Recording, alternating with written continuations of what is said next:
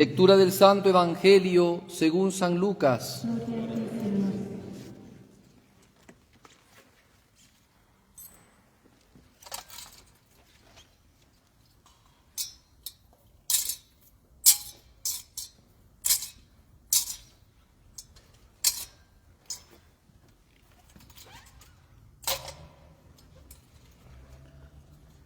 En aquel tiempo algunos hablaban del templo, admirados de la belleza de sus piedras y de las ofrendas que lo adornaban. Jesús les dijo: esto que ustedes contemplan llegará un día en que no quedará piedra sobre piedra, todo será destruido.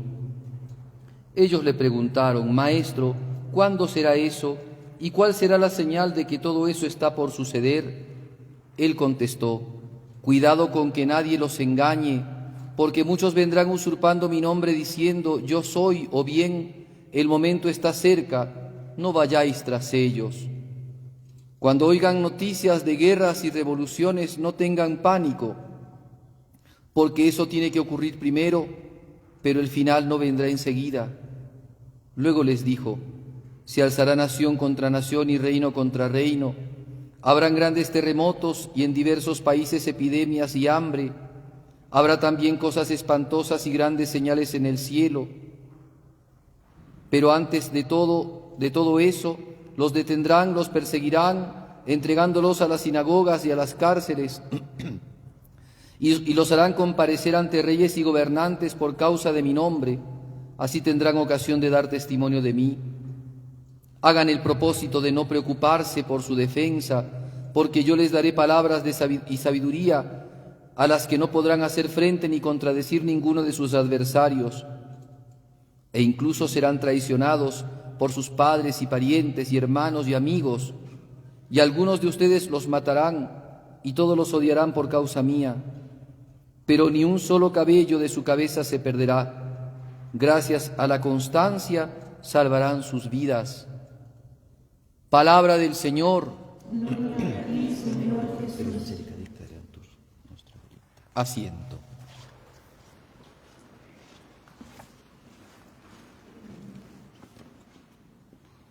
Es llamativo cómo se pasa el tiempo tan rápido, ¿no? Ya nos encontramos en el domingo 33 del tiempo de la feria, del tiempo ordinario, y sepan que la próxima semana se termina el año litúrgico con la fiesta de Cristo Rey. O sea, el calendario litúrgico que nos habla de los misterios del Señor, los misterios de su nacimiento, principalmente el misterio de su pasión, muerte y resurrección con la Pascua, el misterio de su vida, de su predicación, de sus milagros, del acontecimiento, de la encarnación. Bueno, este misterio enorme cristiano se celebra en el año litúrgico y es como un ciclo, ¿no? Y ya el ciclo está llegando a su fin.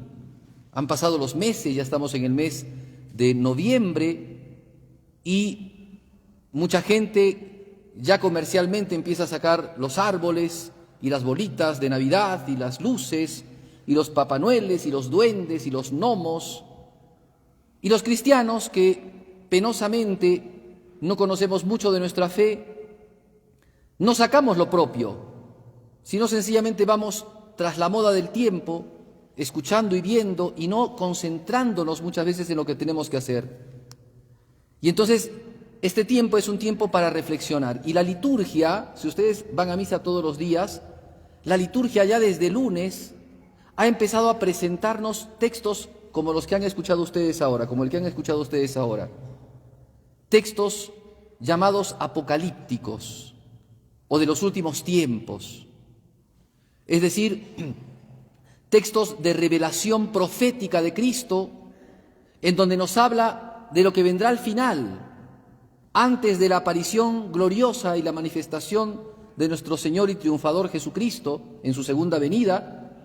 Vendrán tiempos, ¿no?, que Cristo los ha determinado, que Cristo los ha avisado, están expuestos en la Sagrada Escritura, para que los cristianos vayamos observando el mundo en el que vivimos, el tiempo en el que nos vamos desarrollando, la historia que se va manifestando, y no seamos incautos, sino que siempre tengamos, como dice Jesucristo en otro momento, ¿no?, ceñidos los lomos con la cintura bien ceñida para poder caminar y trabajar y con las lámparas encendidas.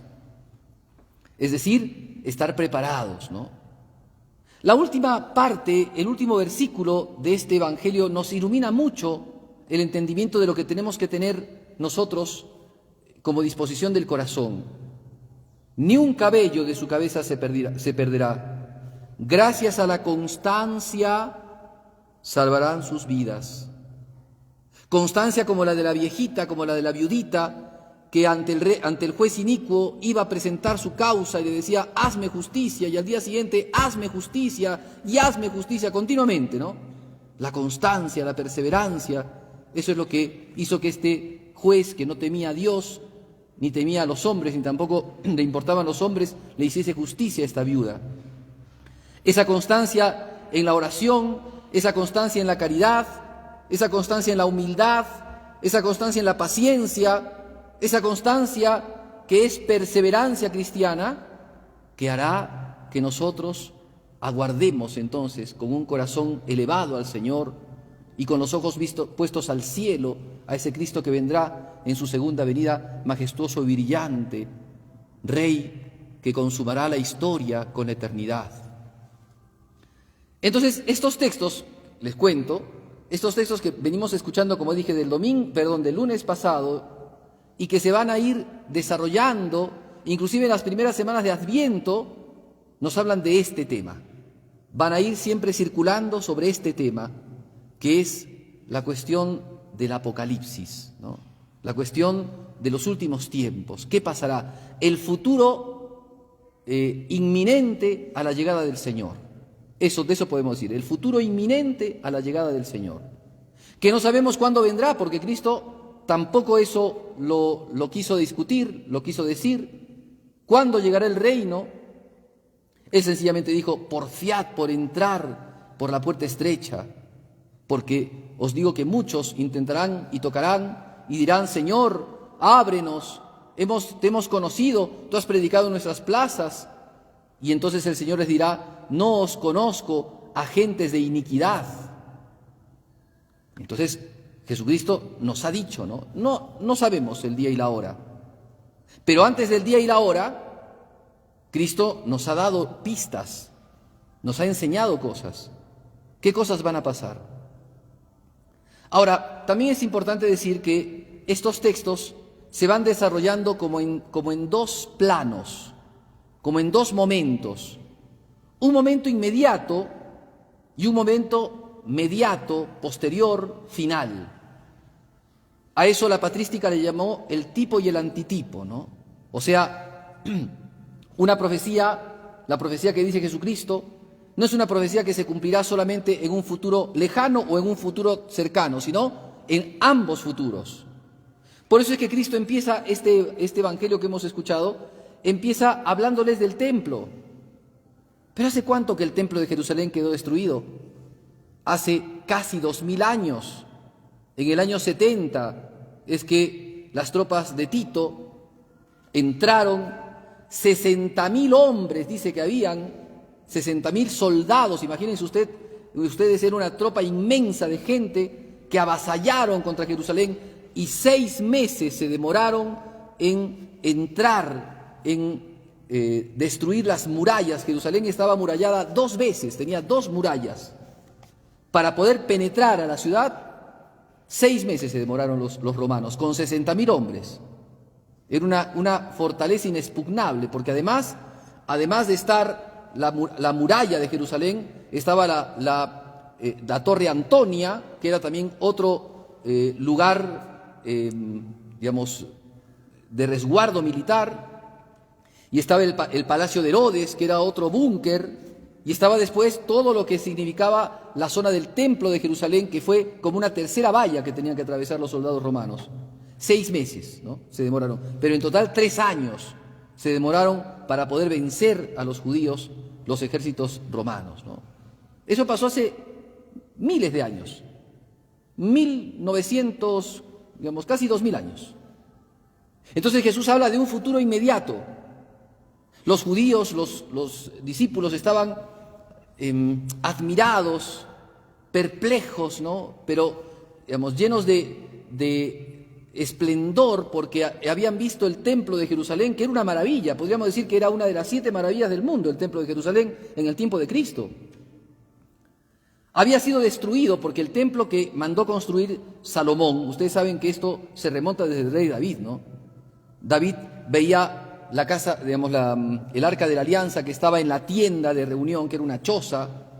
Entonces dijo, voy a construir un templo. Y entonces Natán le dijo, bueno, construye un templo, pero después Natán recibió la voz de Dios y le dijo, tú has derramado demasiada sangre, tú no puedes construir el templo, un hijo tuyo lo va a construir, un descendiente tuyo. Y Salomón esto lo tomó a pecho y construyó el templo de Jerusalén, el templo de Salomón. Pero claro, también aquí hay una doble profecía. La profecía era que un hijo, Salomón, iba a construir el templo. Pero en realidad el templo de Dios es el hijo de David, que es Jesucristo. ¿Se dan cuenta que las profecías bíblicas trabajan en 2 escalas, en 2 planos? Plano inmediato, plano mediato, ¿no? Tipo, antitipo. Pues así también Jesucristo nuestro Señor nos habla en esos 2 planos. No va a quedar piedra sobre piedra. Pero también esto habla de otra razón, de otra realidad. Porque aquí Cristo, después de decir de lo del templo de Jerusalén, va a decir, Señor, ¿y cuándo va a suceder esto? ¿Se dan cuenta? Y Cristo no respondió el cuándo. Pero dijo Jesucristo, cuidado, que nadie los engañe, porque muchos vendrán usurpando mi nombre. Eso pasó en el tiempo del asedio de Jerusalén. Sí, pero mucho más después. Y dirán, soy yo. O bien el momento está cerca, no vayan tras de ellos. Cuando oigan noticias de guerras y revoluciones, no tengan pánico. ¿Se dan cuenta? ¿De cuándo está hablando Jesucristo? ¿Del asedio de Jerusalén? No, de mucho más allá.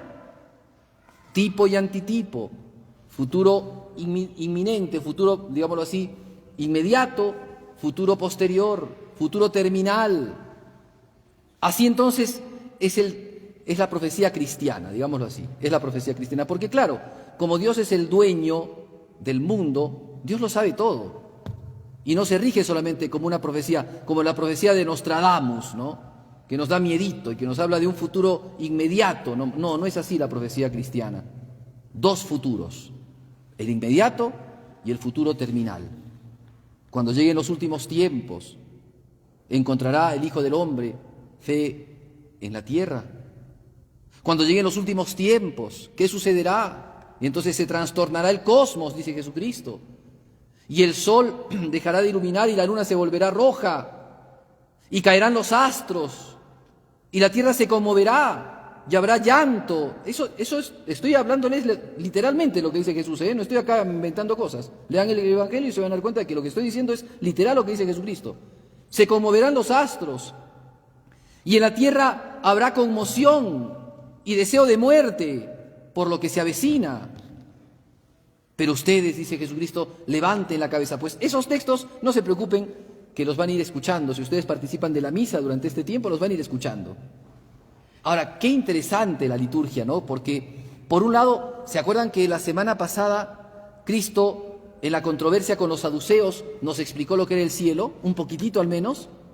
Pues ahora Cristo lo que nos va a explicar es la llegada de su reino. El cielo del cual gozan los santos, ahora ya en este tiempo, y en la eternidad. Pero nosotros que caminamos en esta tierra, todavía no es el cielo, aguardamos el cielo, ya desde aquí podemos un poquito vislumbrar el cielo, pero cuidado, en esta tierra, estar atentos, ser mansos como palomas, pero prudentes como serpientes, así dice Jesús. En esta tierra, estar observando, porque dice Jesucristo, si ustedes, cuando ven que viene el estío, cuando ven que viene el calor, ¿no? Se dan cuenta, ¡ay! Ya viene el verano. Cuando sienten el viento sur, se dan cuenta, viene la tormenta. Cuando ven que están brotando los olivos, que están brotando las higueras, ya viene el verano. Pues ustedes que se saben dar cuenta de los tiempos, ¿cómo puede ser que no disciernan el signo de los tiempos? Dice Jesucristo. Y entonces estas cosas que pasan, no podemos verlas solamente bajo una perspectiva humana y temporal. Así como existe algo que los filósofos modernos llaman la filosofía de la historia, que no bajo la ideología hegeliana, por supuesto, pero sí bajo la conciencia racional, filosófica, consiste en reflexionar los tiempos y la historia. Así existe algo que se llama la teología de la historia, que significa mirar bajo la luz teológica, bajo la luz de Dios, bajo la historia de la salvación, o como mejor dicen el padre Julio Membiel, por ejemplo, la historia eclesiástica, San Agustín también lo dice así, mirar la historia, ¿no? Bajo la luz de Dios. Porque hay que preguntarse, a ver, preguntémonos esta sola primera parte, esto da para muchísimo, pero preguntémonos esta primera parte, la destrucción del templo de Jerusalén. ¿Dios no quiso que se construyera el templo de Jerusalén? Lean ustedes los libros del Antiguo Testamento, el libro de Levítico, por ejemplo, que dice hasta cuántos codos tiene que tener, o sea, la medida del templo de Jerusalén. Imagínense si Dios no prefiguró, si Dios no quiso el templo de Jerusalén, si hasta les dijo cómo tenían que vestirse los sacerdotes, cómo tenía que ser la cantidad de metros que tenía el templo, cómo se tenían que hacer la estructura del Arca de la Alianza. Díganme si Dios no quería la construcción del templo. Pero ahora resulta que Jesucristo profetiza la destrucción del templo. Y uno dice, ¿es que Dios se contradice? ¿Por qué Dios dice que se construye el templo y ahora dice Jesucristo que se va a destruir ese templo? ¿Qué pasa? Además, el templo de Jerusalén no era el lugar del encuentro, no era Jerusalén el reino de paz, no era el templo de Dios el lugar en donde los judíos descansaban. Qué deseables, dice un salmo, ¿no? Qué deseables son tus moradas, Señor de los ejércitos, tus moradas, ¿ven? Mi alma se llena de gozo cuando contemplo los pórticos del templo. Hasta la golondrina ha escogido una casa en tu sitio y la paloma donde poner sus polluelos. Tus altares, Señor de los ejércitos, Rey mío y Señor mío. Dichosos los que viven en tu casa, adorándote siempre. ¿Se dan cuenta? O aquel salmo que dice, ¿no? Portones, alzad los dinteles, que se alcen las antiguas compuertas, va a entrar el Rey de la Gloria. ¿A dónde? Al templo de Jerusalén. Eso hablaba del templo de Jerusalén. Y ahora resulta que el templo va a ser destruido. ¿Qué puede hacer? ¿Qué puede pasar que Dios, que con tanto amor y misericordia al hombre, le hizo construir un templo para hacer que el hombre esté en unión con Dios? Y ahora que Cristo, nuestro Señor y Salvador, que era celoso por la casa de Dios, porque recuerden cuando expulsó a los mercaderes del templo, ¿qué decían los apóstoles? ¿Se acordaron ese texto bíblico que decía, el celo de tu casa me devora? Y Cristo realmente era devorado por el celo de Dios, expulsó a los mercaderes, han convertido la casa de Dios en cueva de ladrones. Y entonces, ahora resulta que Cristo dice, no quedará piedra sobre piedra, y la profecía se cumplió. Vayan ustedes a Jerusalén, si no pueden presencialmente, virtualmente, busquen en el Google Maps, Jerusalén, busquen dónde estaba el templo y van a encontrar el templo. Ojalá que lo encuentren. Está el Muro de los Lamentos. Y ese Muro de los Lamentos es lo único que quedó del templo, al parecer, de Salomón.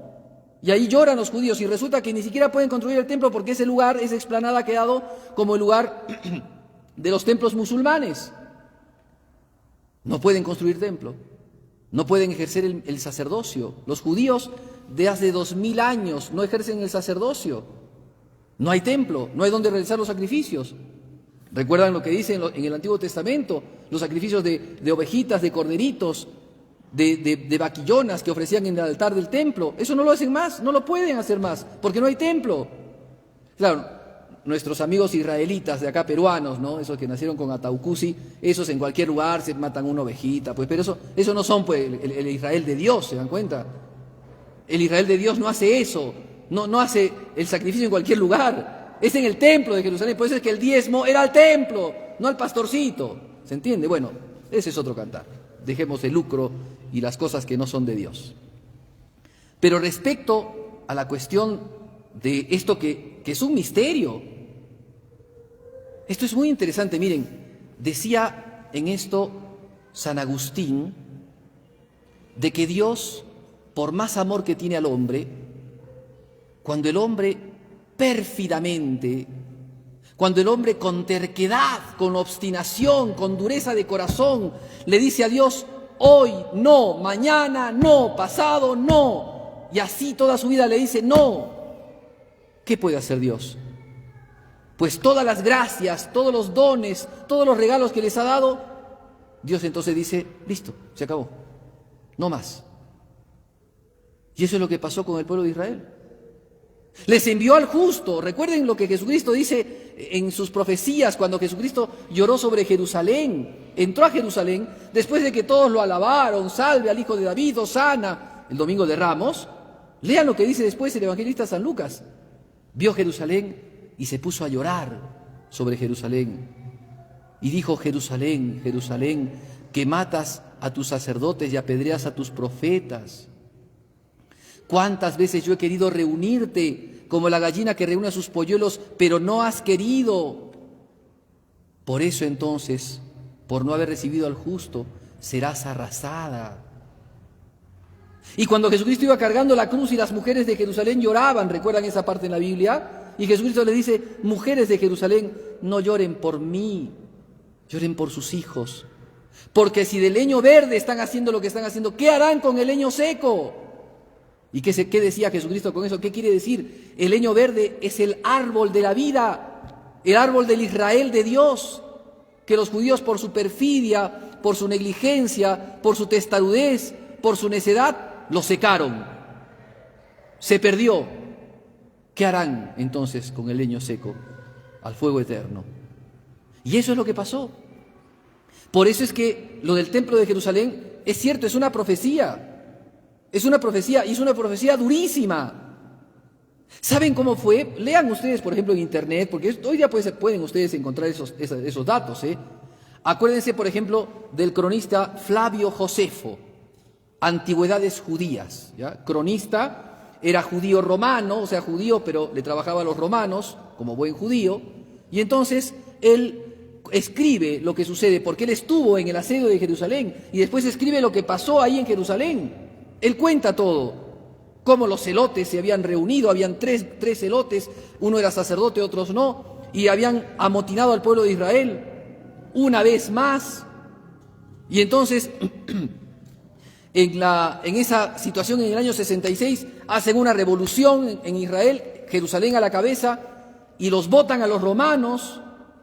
Y Nerón, que era un fascineroso, por supuesto, pero que se entera de eso, le dice a Vespasiano de que los asedie y que los destruya. Vespasiano con prudencia no quiere hacerlo, estaba con su hijo Tito.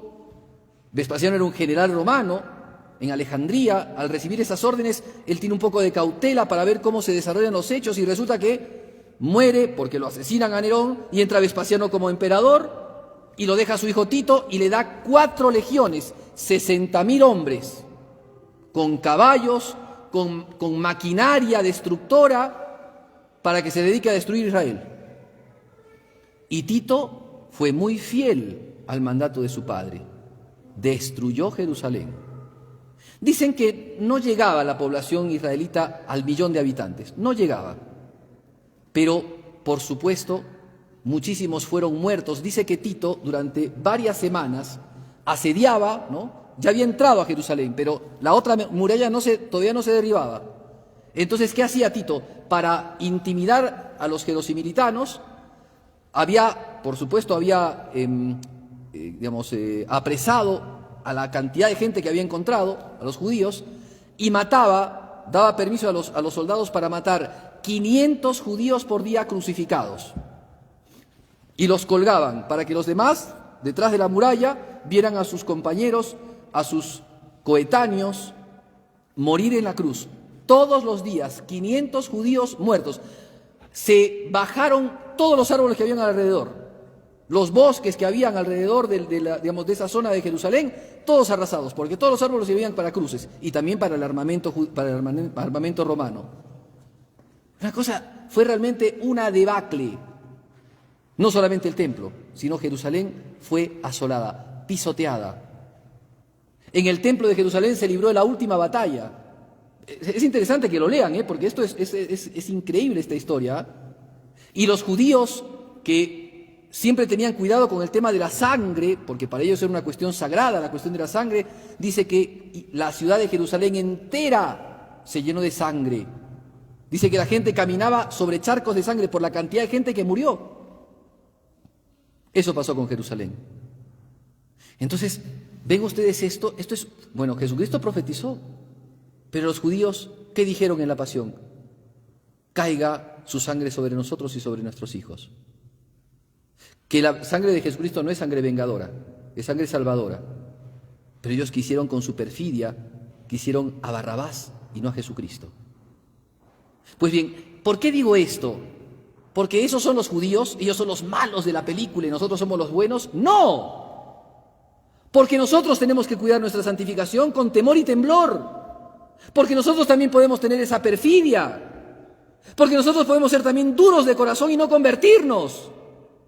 Porque Cristo nos avisa rumores de guerras. Pero esto tiene que pasar. Todavía el fin no vendrá. ¿Y nosotros qué hacemos? ¿Qué hacemos frente a esto? Cuando nos enteramos de que la moral social está por los suelos. Cuando nos enteramos que las ideologías van como bombardeando nuestra sociedad, nuestra cultura, nos van despojando de lo nuestro y de lo cristiano, y se van apoderando como un colonialismo de nuestras inteligencias. ¿Qué hacemos? ¿Qué hacemos cuando vemos que la violencia disfrazada, ¿no?, de libertad para unos y destrucción de otros y manipulación de otros se ha apoderado de nuestras sociedades? ¿Qué hacemos? ¿Hacemos lo que Jesús dice? Con su constancia se salvarán. ¿Perseveramos en la fe? ¿Perseveramos en la oración? ¿Perseveramos en los sacramentos? ¿Qué hacemos? No sabemos el día ni la hora, pero tal vez no están tan lejos. De hecho, cada día que pasa es un día que nos acercamos a ellos. El día y la hora no lo sabemos, pero sí sabemos que nos acercamos a ellos. Y hace 2000 años que ha pasado esto. ¿Y qué hacemos? Por eso, esto tiene que ser el inicio de nuestra reflexión cristiana, teológica, en este tiempo en el que terminamos el año litúrgico y empezaremos el año, ¿no?, litúrgico nuevo, mirar las postrimerías, mirar el final de todo. Cristo vendrá y añorar, desear, ilusionarnos con la venida de Jesucristo. San Agustín decía, no te ilusionas con la venida de Cristo, es porque todavía amas mucho el pecado. ¿Te da miedo la venida de Jesucristo? Es porque todavía amas mucho el pecado. Porque si te dieras cuenta que la venida de Jesucristo es la consolación del cristiano, dirías continuamente lo que decimos en el Padre Nuestro: venga a nosotros tu reino.